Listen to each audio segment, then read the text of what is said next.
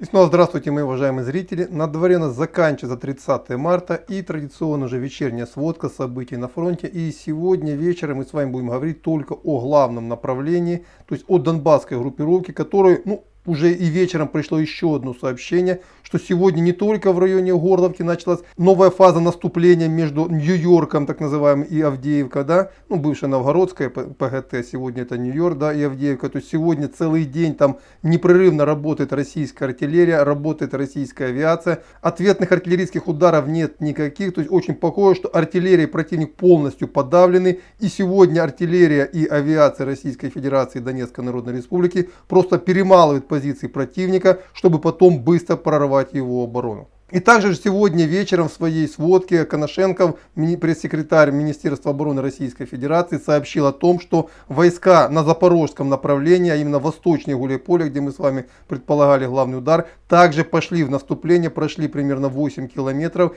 и вышли на стратегически важный перекресток, вернее, они его еще не взяли, но тем не менее вышли к населенному пункту Великая Новоселовка, то есть удар будет идти западнее Курахова, в обход Курахова на Покровск. Второй удар, либо даже самый главный, первый, будет идти со стороны Изюма, и сегодня тоже вечером мне пришло сообщение, местный житель населенного пункта Долгенькая, который расположен примерно на границе Харьковской и Донецкой областей, рассказал, что у нас, говорит, несколько дней было просто чудовищное все. Говорит, я 3 дня просидел в подвале, вышел и не узнал села. Огромное разрушение, по сути, села нет. То есть данный населенный пункт, как мы и говорили раньше, он под контролем российской армии, и они пошли дальше. Здесь пока вот сегодня все-таки есть какая-то оперативная пауза, идет перегруппировка войск, но с учетом того, что мы видим, резко активизировались российские войска по 2 центральным точкам этих ударов, то 3-й удар со стороны Изюма, он будет нанесен максимум через день-два. То есть российские войска и на запорожском направлении, и на Горловском переходят в решительное наступление.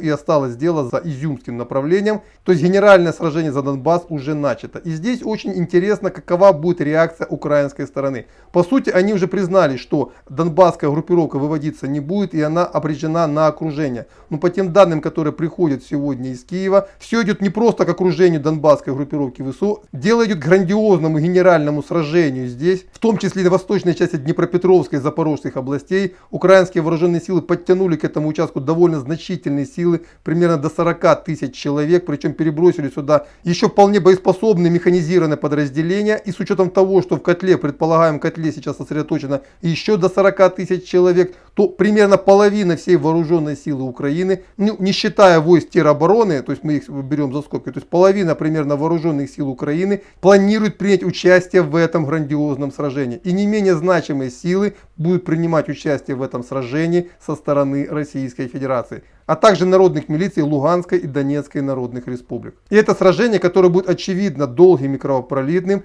решит исход войны. По итогу, я думаю, что по итогу российские войска одержат победу, с учетом того, что у них подавляющее превосходство в авиации, и бои будут идти на открытой относительно местности, то по итогу у украинских вооруженных сил, механизированных подразделений, которые смогут вести маневровую войну, останется очень и очень мало. Правда, это случится в том случае, если действительно войска из Запорожья, Днепропетровска будут двинуты на деблокаду окруженного Восточного фронта. Но об этом мы будем говорить уже по ходу развития событий. Вот так сейчас выглядит ситуация на вечер 30 марта на Восточном и самом главном фронте войны на Украине. На этом пока все, и до завтра.